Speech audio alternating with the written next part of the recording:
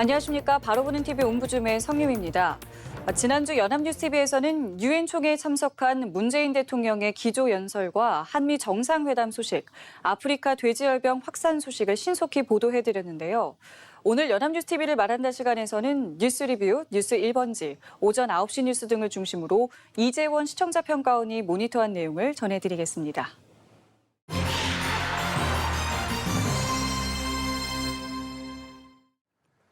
지난주 연합뉴스TV는 조국 법무부 장관 가족 검찰 수사와 관련된 내용을 비롯해 화성 연쇄살인 사건 용의자 이춘재 후속 보도 등 다양한 소식을 전했습니다.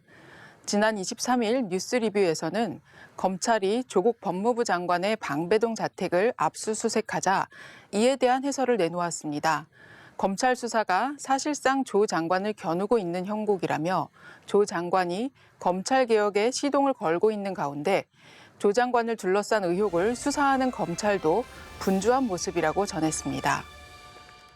해당 보도는 사상 유례 없는 법무장관 자택 압수수색으로 검찰이 사실상 조국 장관을 직접 겨누며 이번 수사에 명운을 걸었다는 분석이 나온다며 5차례에 걸친 대규모 압수수색과 전방위 소환 조사를 펼쳐온 윤석열 총장의 검찰은 그동안 제기된 의혹에 납득할 만한 수사 결과를 내놓지 못하는 경우 역풍을 피하기 어려운 상황이라고 보도했습니다.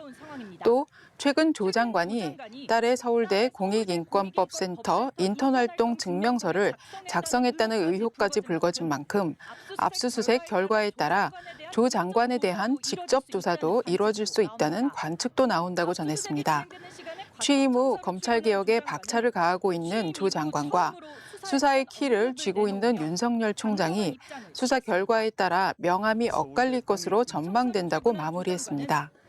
해당 보도는 조국 법무부 장관이 압수수색이 진행되는 시간에 과천청사로 출근하며 취임 이후 처음으로 수사에 관한 언급을 하는 장면을 삽입했으나 윤석열 총장의 움직임에 대해서는 압수수색했다는 것 외에는 추가적인 정보가 제시되지 않아 균형 잡힌 보도라고 보기 어려웠습니다.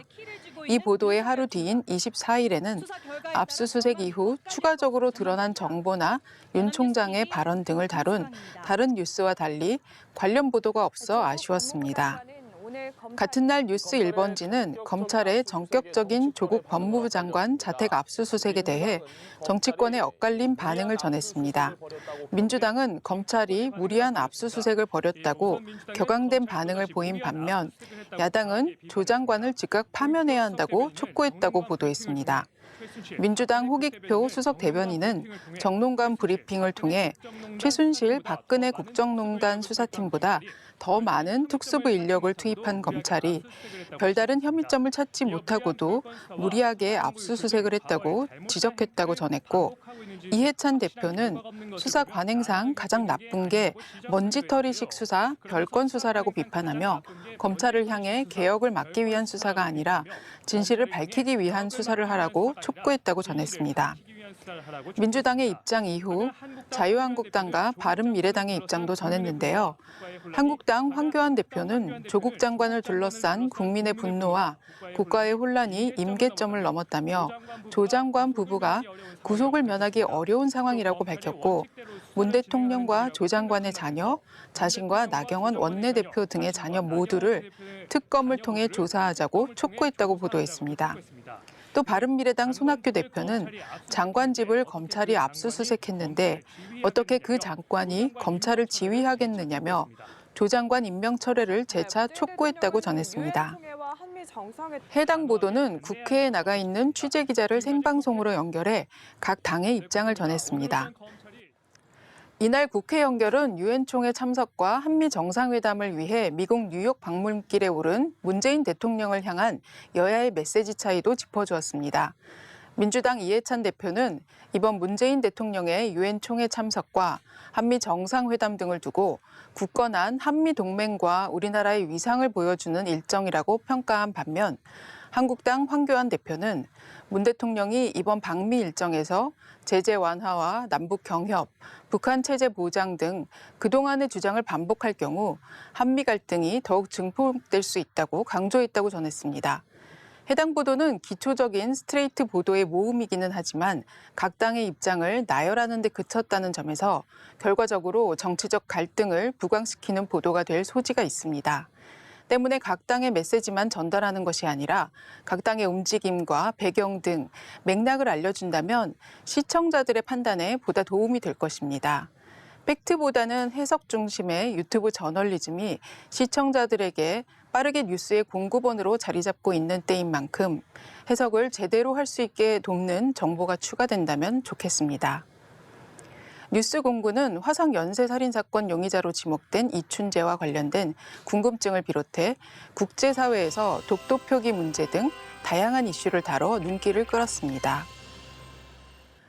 먼저 9월 21일 뉴스공구는 자신의 혐의를 부인하고 있는 이춘재가 교도소에서 25년간 모범적인 수용 활동을 해와 가석방을 기대한 게 아니냐는 분석이 나오는 데 대한 궁금증을 해결해 주어 돋보였습니다. 이 씨가 용의자로 지목되지 않았다면 가석방될 수 있었을까라는 질문을 형법을 토대로 해설해 주었습니다. 형법에 따르면 무기수라도 20년 이상 모범적으로 수용 생활을 하면 가석방이 가능하다고 전하며 법무부 예규상 살인이나 강도, 강간죄 등을 저질러 수용 중인 재소자는 가석방 여부를 엄격히 판단해야 할 제한사범으로 분류되긴 하지만 아예 대상에서 배제되는 건 아니라고 보도했습니다. 실제로 지난해 가석방된 출소자 5,394명 중 살인범이 300명, 강도범 260명, 성폭력범이 1명으로 전체의 10%를 차지했다고 데이터도 제시해 주었습니다. 해당 보도는 법무연감의 데이터, 법무부 관계자 인터뷰 등 다각도로 취재를 해 많은 이들이 궁금해한 이 씨의 가석방 여부를 명쾌하게 알려주어 돋보였습니다. 또한 근거가 되는 내용을 그래픽으로 일목요연하게 제시하여 시청자들이 금세 정보를 파악할 수 있도록 도왔습니다. 9월 24일 뉴스공구는 정부가 독도와 동해의 오표기 사례 등을 신고받는 한국 바로알림 서비스를 시행 중이며 누적 접수 건수가 3만 건이 넘었으나 이를 4명의 무기 계약직이 전담하고 있는 실정이라고 지적했습니다. 2016년 서비스를 시작한 이후 과거 자체 집계를 포함해 독도 관련 신고는 총 671건, 동해 관련 신고는 총 18,000여 건 접수됐지만 시정률은 각각 33%, 25%에 불과해 독도 관련 440여 건, 동해 관련 14,000여 건이 바로 잡히지 못한 상황을 지적했습니다. 네티즌 수사대에게 발견되는 독도 등 오표기는 늘고 있지만 문체부의 대응은 이를 따라가지 못하고 있다고 지적했습니다. 해당 보도는 문체부 관계자의 익명 발언을 내보내며 이메일 대응만 하고 있는 현실을 지적했고 실제로 독도 표기가 잘못된 미국 예일대의 환경생태 관련 사이트와 한국이 일본의 다케시마 주변에서 불법 해양 연구를 진행하고 있다는 기사가 실린 싱가포르의 일간지, 독도가 리앙쿠르 암초로 동해는 일본해로 표기된 미국 CIA 홈페이지에 한국 지도 등의 시각 자료를 제시해 문제의 심각성을 환기해 준 점이 돋보였습니다. 바른미래당 의원 인터뷰와 의원실 자료를 토대로 인력 구조의 문제점을 지적해 단편적인 문제 제기에 그치지 않고 대안을 도출하고자 한 점이 눈길을 끌었습니다. 향후 한국 바로 알림 서비스에 관한 후속 조치를 따라잡는 보도가 지속되길 기대합니다. 지난 22일 뉴스 특보 시간에는 물에 녹는 캡슐에 담긴 캡슐형 세탁 세제의 실험 결과에 대한 보도를 했습니다. 해당 보도는 캡슐당 가격은 최대 3배 가까이 차이가 나지만 세탁 성능 차이는 알기 어렵다고 소비자원이 시판 제품을 비교 시험한 결과를 정리했습니다. 한 대형마트 매장의 세제 코너에 캡슐형 제품들이 줄지어 놓여 있는 모습으로 리포팅을 시작해 물에 녹는 캡슐에 일회분을 채워 사용이 편하다 보니 주부들은 물론 1인 가구나 국내 거주 외국인들에게도 인기라고 전했습니다.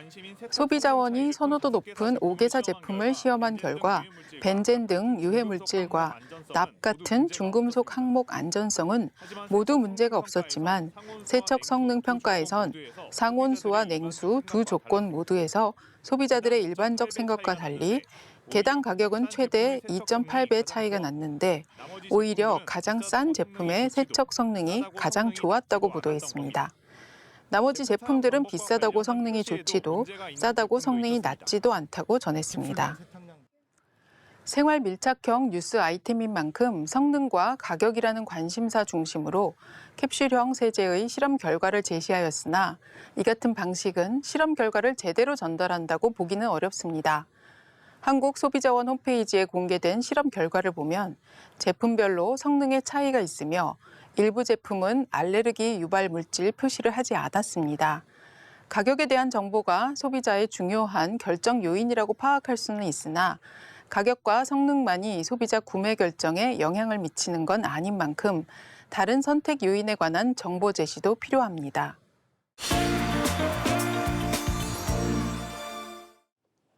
이번 순서는 주말에 방영되는 제작 프로그램을 대학생의 시선으로 분석하고 평가한 내용을 들어보는 캠퍼스 TV 리포트 시간입니다.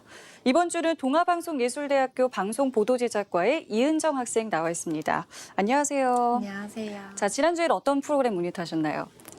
네, 저는 지난 22일에 방영한 트렌드 지금 여기를 모니터했습니다. 이번 방송에서는 거창의 살얼이 났다라는 제목으로 산, 물, 바위의 고장 거창으로 여행을 떠나봤습니다. 그럼 자세한 모니터 내용 지금부터 전해드리겠습니다.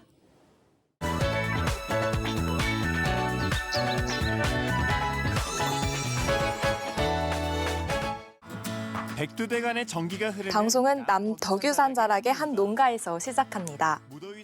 무더위 속에 끓고 있는 가마솥 백숙이 시선을 사로잡았는데요. 백숙에 들어가는 산양삼이 거창의 첫 번째 자랑이었습니다. 산양삼 농사를 짓고 있어서 산양삼을 아낌없이 넣을 수 있었는데요. 파삼들 있어서 이것도 같이 넣으려고. 이어서 산양삼 농사를 짓는 장면이 나옵니다. 농사를 짓고 있어요. 산양삼은 산속에 씨를 뿌려 야생 상태로 재배한다고 합니다. 그래서 산 정상에 있는 산양삼 밭까지는 제대로 된 길이 없어 모노레일을 타고 갑니다. 관광지에서나 보던 놀이기구인 모노레일이 이곳에서는 교통수단으로 이용된다고 해서 놀랍고 신기했습니다. 걸으면 2시간 반이나 걸리는데 모노레일이 40분으로 단축시켜줬습니다. 산양삼 밭으로 일하러 가면서 동시에 매일 놀이기구를 타는 기분을 느낄 수 있을 것 같아서 부러웠습니다. 거창은 화강암 지대라 토양에 게르마늄 성분이 많고 그 영양분으로 산양삼이 잘 자란다고 농장주께서 말씀해 주셨습니다. 파는 곳마다 산양삼 풍년. 남덕유산은 삼국시대부터 산삼의 최대 자생지라고 하니 역사가 깊은 셈입니다. 그렇다고 산양삼이 저절로 자라는 게 아닙니다. 아침부터 할머니들이 부지런히 풀매기 작업을 해주시는 모습을 볼 수 있었습니다. 산양삼 밭에서 열심히 일하고 둘러앉아 산양삼을 넣는 백숙을 나눠 먹는 사람들. 자연이 선물한 행복의 맛이 느껴졌습니다. 다음으로 찾아간 거창군 가족면에서는 5개월 차 새내기 농부를 만날 수 있었습니다. 이진모 씨는 귀농인의 집 체험자입니다. 귀농인의 집은 거창군에서 시행하는 정책으로 예비 귀농인의 농촌 정착을 위해 1년간 제공하는 임시주거 공간입니다. 점수 등으로 평가를 하고 있습니다. 처음으로 농촌에 내려오면 집부터 사시는 경우가 많은데 거창군 농업기술센터 계장님의 인터뷰를 통해 정책 취지에 대해 들을 수 있었습니다. 또 뭐 사기를 당한다거나 그런 경우가 있기 때문에 지역의 정보를 충분히 아시고 난 다음에 땅을 산다든가 주택을 구입하시든가 그런 목적으로 지금 하고 있습니다. 귀농의 집 바로 옆에는 꽃농장이 있었습니다. 꽃농장에서는 황화 코스모스 등 5종류의 꽃을 가득 재배하고 있다고 합니다. 꽃밭을 이만큼 키워내기까지 처음엔 고생을 했다고 하는데요. 살짝 실패를 했어요. 네, 전부 다 꽃차 만들거나 이제 영상을 보면서 이 예쁜 꽃들로 음식을 만드는 게 목표라는 이진무 씨를 응원하게 됐습니다. 그러는 게 최종 목표긴 한데 조금 타고 텃밭에서 재배한 재료로 요리도 해먹고 지금 이 시간을 미래를 위한 투자라 생각한다는 꿈꾸는 거창 농부의 모습이 보기 좋았습니다. 씨의 내일은 항상 맑음입니다. 마지막 장소는 거창 우두산입니다. 3대 국립공원이 병풍처럼 해발 1000m가 넘는 고산이 23개가 자리에 고산천국이라 불리는 거창. 그 중에서도 기암과 비경을 품은 명산 우두산에는 비밀 병기가 있다고 합니다. 만들어지고 있다는데요. 바로 9개 봉우리를 연결한 출렁다리입니다. 산 중턱. 곧 산 중턱에 자리한 Y자형 출렁다리를 볼 수 있었습니다. 거대한 크기에 한 번, 특이한 모양에 또 한 번 놀라게 됩니다. 우두산 허리 600m 지점의 절벽 세면에는 받침대도 없이 제작된 이 출렁다리는 서울대학교 연구진과 협업을 통해 탄생했습니다. 제작 기간은 3년이 넘게 걸렸다고 합니다. 세 지점에서 보이는 경관이 다 다른 것도 이곳 Y자 다리만의 특징이라고 하니 거창의 랜드마크라 할 만합니다. 거창의 랜드마크로 자리 잡을 Y자형 출렁다리. 내년 상반기에 개장을 앞두고 있다고 하는데요. 장관을 보려는 방문객들이 찾아오고 있습니다. 기대감에 부푼 시민들의 마음을 인터뷰에서 느낄 수 있었습니다. 이렇게 아직 거기 됐는 줄은 몰랐어요. 마지막으로 무장의 데크로드와 거창 한마당 축제 등 거창에서 즐길 수 있는 것들이 소개되며 방송이 마무리됐습니다. 멋을 즐길 수 있는 한마당 축제가 곧 찾아온다는데요. 네, 저희가 모니터한 내용을 함께 봤는데요. 이은정 학생은 이번 편에서 어떤 부분이 가장 인상 깊었었나요? 네, 자연과 더불어 살아가는 사람들을 보면서 제 마음도 힐링이 되었습니다. 거창의 자연과 명소를 새롭게 알게 돼 좋았고 이번 가을에 가족들과 꼭 한번 여행하고 싶다는 마음이 들었습니다. 네, 알겠습니다. 지금까지 동아방송예술대 방송보도제작과의 이은정 학생과 함께했습니다. 오늘 말씀 고맙습니다.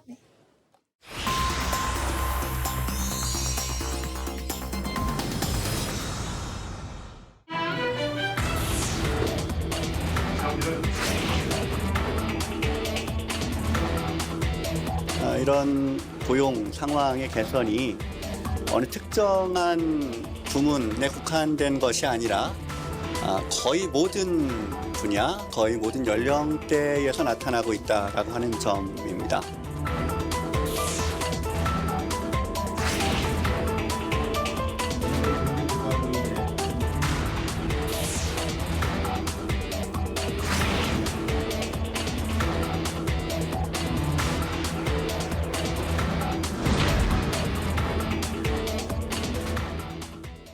정부가 최근 통계청이 발표한 8월 고용 동향 통계를 브리핑하면서 고용 개선이 모든 분야와 연령대에서 나타나고 있다라고 평가를 했습니다. 이에 대해서 통계를 아전 인수식으로 해석해 경제 현실을 잘못 진단하고 있다는 비판이 일부 언론 보도를 통해 나오기도 했는데요. 오늘 TV와 비평 시간에는 이 경제 통계가 발표될 때마다 그 해석을 두고 언론은 어떻게 보도를 하고 있는지 자세히 알아보도록 하겠습니다. 경희대학교 커뮤니케이션 연구소의 이장환 교수 나오셨습니다. 안녕하세요. 안녕하세요. 자, 먼저 통계청이 발표한 2019 8월 고용 동향 통계 주요 내용을 간략하게 좀 소개를 해주시고요. 여기에 대한 정부 평가 또 정부 발표에 대해서 언론에서는 어떻게 보도했는지 짚어볼까요? 네, 지난 11일 통계청이 2019년 8월 고용 동향 통계를 발표했는데요. 통계청의 주요 내용에 따르면 15세에서 64세 고용률은 67%로 전년 동월 대비 0.5%포인트 상승했고 청년층 고용 또한 44%로 전년 동월 대비 1.1%포인트 상승했다고 합니다. 이와 함께 실업률은 3%로 전년 동월 대비 1%포인트 하락했으며 청년층 실업률 또한 7.2%로 전년 동월 대비 2.8%포인트 하락했다고 합니다. 따라서 취업자는 2,735만 8천 명으로 전년 동월 대비 45만 2천 명이 증가했다고 말합니다. 이처럼 정부는 최근 고용 지표를 개선되어 있다고 평가하면서 올해 취업자 증가 규모가 정부의 애초 전망치 20만 명 웃돌 것으로 전망했습니다. 또한 고용 개선 흐름을 이어가기 위해 산업 구조 조정과 관련한 선제 대응이 중요하다고 보고 이를 위한 정책 방향도 곧 발표할 계획이라고 합니다. 이에 대해 경향신문은 청와대 고용회복 흐름 띄어 연간 취업자 수 증가 20만 명 상당폭 상회할 것이라는 제목의 기사를 통해 정부가 발표한 연간 취업자 증가 규모를 15만 명으로 전망하면서 하반기에는 20만 명으로 상향 조정되면서 고용 흐름의 전망치가 좋아질 것이라고 보도합니다. 동아일보 또한 8월 고용률 61.4%, 22년 만 최고 실업률 뚝 최저 수준이라는 기사를 통해 8월 취업자가 45만 2천 명이 늘어나면서 2년 5개월 만에 가장 큰 폭으로 증가했으며 고용률은 1997년 이후 가장 높았으며 실업률은 6년 만에 최저 수준으로 떨어져 전반적으로 고용 상황이 개선된 것으로 나타났다고 보도합니다. 한편 조선일보는 고용 45만 명 늘어났다는 것은 작년 8월에 취업자 증가가 3천 명에 불과할 정도로 최악이었던 점 때문에 올해 고용이 상당히 늘어난 것처럼 보이는 기저효과가 상당 부분 작용했다고 보도합니다. 또한 발표된 일자리 증가 45만 2천 명 가운데 60대 이상이 무려 39만 1천 명 증가로 대부분을 차지했으며 여기에 이번 구직 단념자와 구직 활동을 일시 중단한 쉬어쓰 인구가 각각 54만 2천 명과 217만 3천 명으로 통계 작성 후 사상 최대치를 기록한 사실도 나타났다고 보도합니다. 헤럴드 경제도 정부가 기획재정부, 고용노동부 등 관계부처 홍보 채널을 동원해 8월 고용 상황 3대 고용 지표 모두 크게 개선이라는 셀프 홍보를 이어가면서 통계를 아전 인수식으로 해석해 잘못된 경제 현실을 전달한다는 비판이 나오고 있다고 보도했습니다. 이처럼 정부의 2019년 8월 고용 동향 통계 발표에 대해 우리 언론은 엇갈린 평가와 한국 경제에 대한 우려의 목소리를 내놓고 있습니다. 네, 짚어주신 것처럼 통계에 대한 해석이 엇갈렸습니다. 자, 그렇다면 이번 통계 발표에 대한 전문가들의 의견을 보수 진보 언론에서는 어떻게 보도했는지, 또 그 보도에 문제점이 있었다면 어떤 건지도 짚어주실까요? 네, 8월 고용 동향 통계에 대한 보수 언론에서는 정부와는 엇갈린 통계 해석을 내놓으며 한국 경제에 대한 우려를 제기하는데요. 아시아경제의 경우 서울지방고용청장, 고용노동부 고용정책실장을 지낸 임무송 한국산업기술대학교 석좌 교수가 23일 국가미래연구원에 공개한 8월 고용동향 정책을 바꾸라는 시그널 보고서를 인용해 보도했습니다. 지난주 고용이 양가질 모두에서 뚜렷하게 개선되고 있다는 문재인 대통령과 이해찬 민주당 대표까지 고용지표 개선에 찬사를 쏟아냈지만 고용지표를 한꺼풀 뜯어보면 고용시장 왜곡과 취약점이 선명하게 드러난다며 이를 지표가 기저효과와 착시효과의 결과일 뿐이라고 지적했습니다. 중앙일보 또한 노인 일자리도 떠받친 고용, 8월 취업자 증가폭 40만 명 넘겨라는 제목의 기사를 통해 취업자 수가 늘어난 것은 정부의 재정을 쏟아부어 만든 노인 일자리 때문이며 한국 경제의 중심축인 30대와 40대 고용 한파는 여전하다고 보도합니다. 여기에 중앙일보는 김태기 단국대 경제학과 교수의 목소리를 통해 이번 고용 개선 효과는 노인 일자리 등 재정을 대거 투입한 효과로 지속 가능하지 않다며 30대와 40대 일자리가 계속 줄고 있다는 점에서는 고용시장이 여전히 얼어붙어 있다고 보도합니다. 한편 한겨레 신문은 홍남기 취업자 급증 고용 동향 거품 논란의 통계가 어찌 거짓말하랴라는 제목의 기사를 통해 8월의 고용 동향 통계는 논란과 거짓 뉴스에 확산되는 것을 비판하는 홍 부총리의 목소리를 전하면서 노인과 단시간 일자리도 소중하다면서 민간이 담당하기 어려운 고용 취약 계층을 위해 일자리 등 정부가 최선을 다할 것이라고 보도합니다. 이투데이는 9월 24일 일자에 김효순 고용노동부 고용지원정책관의 글을 실었습니다. 이에 따르면 올해 들어 지표상으로 고용의 양과 질 모두 꾸준히 개선되는 추세고 특히 8월 고용 지표는 고무적이며 단시간 취업의 증가를 무조건 고용 상황이 악화된다는 것으로 단정하는 것은 동의하기 어렵다고 하는 주요 내용입니다. 우리나라의 노인 빈곤 문제와 취약한 사회 안정망을 고려할 때 저소득 노인을 위한 일자리 사업의 확대는 불가피한 측면이 있다는 내용도 전합니다. 40대와 제조업의 고용 부진, 일본 수출 규제와 미중 무역 전쟁 등 한국 경제의 대내외적 불확실성에 대한 우려는 전했지만 전반적으로 8월 고용 동향 통계에 대한 정부 해석과 궤를 같이 합니다. 언론마다 나름대로 전문가를 인용해 8월 고용 동향 통계에 대한 해석을 내놓고 있지만 정부와도 엇갈리고 언론마저도 다른 해석은 국민과 정부의 고용노동 정책에 대한 혼란을 가중시키고 있습니다. 정부의 8월 고용 동향 통계 브리핑에 대한 기본적인 팩트 체크와 핵심 사항에 대한 문제 제기 그리고 실질적인 대안 제시가 부족해 보였습니다. 자, 이런 가운데 OECD가 올해 세계 경제 성장률과 우리나라 경제 성장률 전망치를 하향 조정해서 발표를 했습니다. 우리나라 경제 현황이 세계 경제 상황에 비추어서 잘 보도가 되고 있는지, 만약에 이 언론 보도에 문제점이 있었다면 어떤 건지도 짚어주실까요? 네, 최근 우리 언론에서는 경제협력개발기구가 한국의 올해 경제 성장 전망치를 2달 만에 하향 조정했다고 보도하는데요. 동아일보는 OECD 한국 올해 경제 성장률을 2.4%에서 2.1%로 라는 제목의 기사를 통해 한국이 올해 경제 성장률 전망치를 0.3%포인트 하향 조정했다면서 미중 무역 갈등 심화에 따른 투자 심리 약화와 불확실성 확대가 예상보다 오래 지속될 것이라고 보도합니다.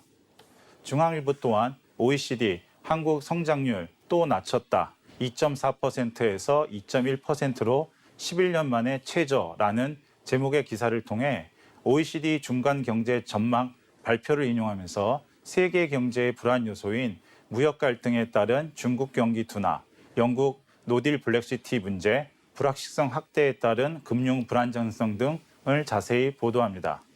여기에 한겨레신문도 OECD 올해 한국 성장률 전망치를 2.1%로 하향이라는 제목의 기사를 통해 OECD는 한국 성장률 전망치를 2.4%에서 0.3%포인트 내렸으며 그 원인을 세계 경제 둔화와 중국의 수요 감소 요인 때문이라고 보도합니다. 이처럼 우리 언론은 OECD의 중간 경제 전망 보고서를 인용하면서 세계 경제 성장률 둔화에 따른 한국 경제의 성장률 하향 조정이 될 것이라고 보도합니다. 매년 OECD 경제 전망 보고서는 각국에게 중요한 경제 지표로 작용하면서 국가 경제 정책을 수립하는 데 많은 도움을 제공합니다. 하지만 우리 언론의 무차별적이고 획일적인 OECD 중간 경제 전망 보고서를 일부 거시경제 지표로만 한국 경제 현황을 단순 비교 보도하는 방식은 문제가 있다고 봅니다. OECD 전체로 경제 성장률을 비교하면 인구도 작고 경제 규모도 작은 동유럽 국가 등이 포함되어 있기 때문에 의미가 없습니다. 따라서 경제 규모나 인구가 어느 정도 되는 G20 국가 내에서 비교하는 것이 의미 있습니다. 이처럼 우리 언론은 무분별한 경제 지표로 한국 경제를 재단하지 말고 한국 경제 현황을 분석하고 쉽게 이해할 수 있는 다양한 경제 지표로 거시경제와 미시경제가 결합된 다차원적인 접근과 보도가 필요합니다. 네, 저희가 오늘 짚어본 것처럼 이 경제 통계가 발표될 때마다 해석이 엇갈리면서 의견이 분분합니다. 국민들이 이 통계에 대한 정확한 정보를 얻고 또 제대로 이해하기 위해서 우리 언론은 어떤 보도를 해야 하는지도 짚어주실까요? 네, 우선 우리 언론은 하이에나 저널리즘을 극복해야 됩니다.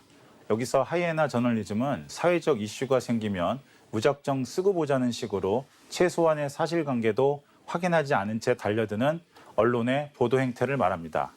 특히 정부 부처를 출입하는 경제부 기자들은 많은 양의 경제 정보와 경제 전문가처럼 해박한 경제 지식이 필요합니다. 일부 기사들이 경제 정보를 제대로 이해하기보다는 하나의 프레임에 맞춰 취재 보도하는 경향이 있는데요. 여기에 정부 발표 자료를 검증하려면 툴과 경제 전문가 섭외와 자문이 필요한데 취재 보도 현장에서는 현실적으로 불가능합니다. 그 결과 한국 경제 현황을 정확하게 분석하거나 진단하는 경제 뉴스를 찾아보기 어려워지고 있습니다. 따라서 우리 언론은 경제부 내에 체계적인 지원과 교육 그리고 경제 분야의 취재 인력을 확충해야 합니다. 이를 통해 경제부 기자들의 경제 전문 지식과 다양한 경제 지표 및 통계를 읽고 분석해낼 수 있는 역량을 키울 수 있습니다. 또한 우리 언론은 경제 분야에서 다양한 전문가의 섭외 및 자문 시스템을 구축해 급변하는 세계 경제와 한국 경제를 진단과 처방을 동시에 제시할 수 있는 새로운 형태의 경제 저널리즘을 기대해 봅니다. 네, 지금까지 경희대학교 커뮤니케이션 연구소의 이장환 교수와 함께했습니다. 말씀 고맙습니다. 감사합니다. 네, 옴부즈맨 제작진은 시청자 여러분의 다양하고 소중한 의견을 기다립니다. 방송을 보고 느낀 소감을 연합뉴스TV 홈페이지 시청자 게시판이나 SNS로 보내주시기 바랍니다. 저희는 다음 주에 다시 찾아뵙겠습니다. 시청자 여러분 고맙습니다.